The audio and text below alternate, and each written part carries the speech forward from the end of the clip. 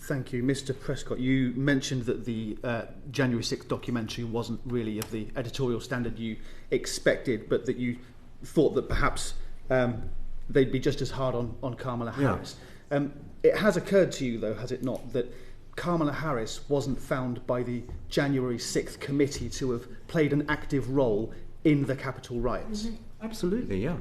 But so what would such a documentary look like as a companion to the Donald Trump? Well, the Trump Panorama was looking at his history as obviously been president once already, his track record as a politician, and purported to be trying to look at the secret of his appeal. Mm-hmm. And then thirdly, trying to look at what might the consequences be of him winning.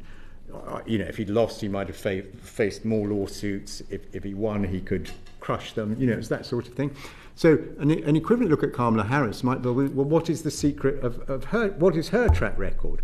What is the secret of her political appeal? What would the consequences be if she won? So it's pretty straight up and down, really. Or to me, it seems so.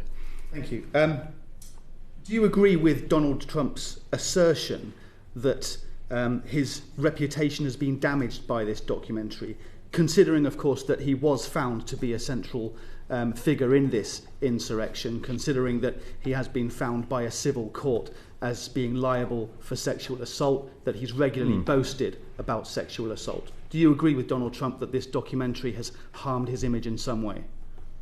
If I could answer in two parts, as it were. Firstly, I'm supposing, but you'll correct me if I'm wrong, I should probably restrain myself a little bit, given that there is a potentially a legal action.